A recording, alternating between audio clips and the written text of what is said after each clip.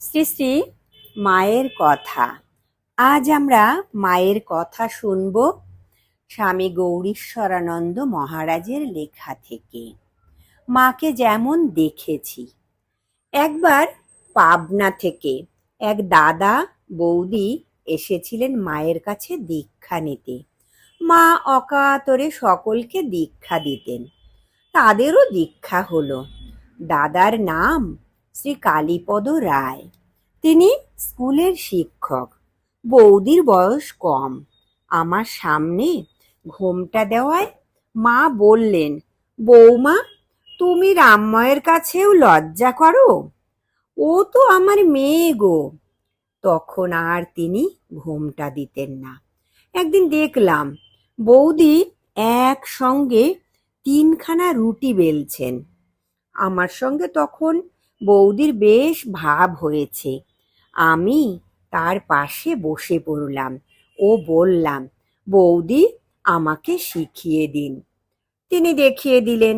প্রথমে চাকিতে একটু আটা দিয়ে তার উপরে একটি লেচি দিয়ে একটু চেপে তার উপরে আটা দিয়ে আর একটি লেচি দিয়ে একটু চেপে তার উপরে একটু আটা ও তৃতীয় লেচি দিয়ে একটু চেপে তার উপরে আটা দিয়ে এবং চাকির উপরে ভালো করে আটা ছড়িয়ে গোল করে বেলুন চালালে একসঙ্গে 3খানা রুটি ঘুরতে থাকবে।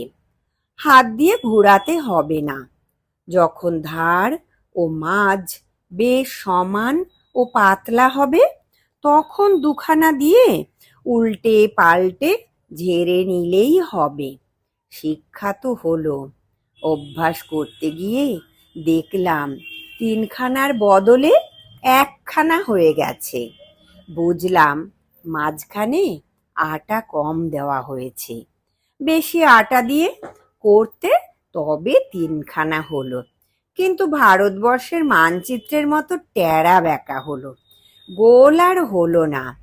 বারে বারে ভেঙে করতে করতে তখন বেশ ভালো 3খানা রুটি হলো।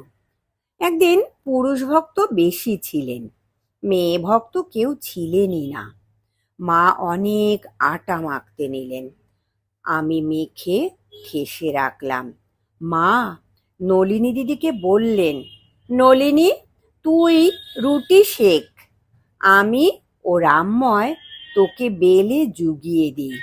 মা ছোট শ্বেত পাথরের চাকিতে আবলুস কাঠের ছোট বেলুন দিয়ে 1খানি করে রুটি বেলছেন, আর আমি বড় কাঠের চাকিতে মোটা বেলুন দিয়ে একসঙ্গে 3খানা করে বেলছি। বেশ কাজ এগিয়েছে। এমন সময় হঠাৎ নলিনী দিদি বলে উঠলেন, পিসিমা, তোমার চেয়ে রামময়ের রুটি ভালো ফুলছে। এই না বলা, মা অভিমান করে বেলুন চাকি সরিয়ে দিয়ে বসে রইলেন।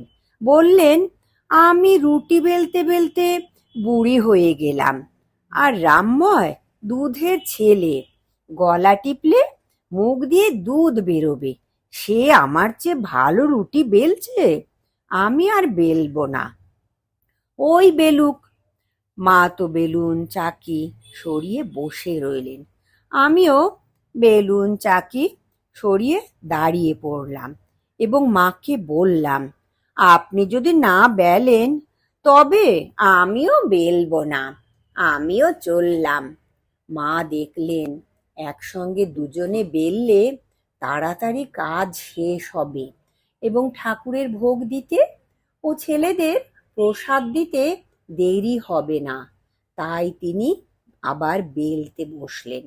নলিনী দিদিকে বকলাম, দুজনে একসঙ্গে দিচ্ছি, তুমি কি করে চিনলে কোনটি পিসিমার আর কোনটি রামময়ের? আমি কখনো মার চেয়ে ভালো রুটি বেলতে পারি? তুমি কেন অনর্থক তুলনা করছো? এখন আমার বয়স 88 বছর।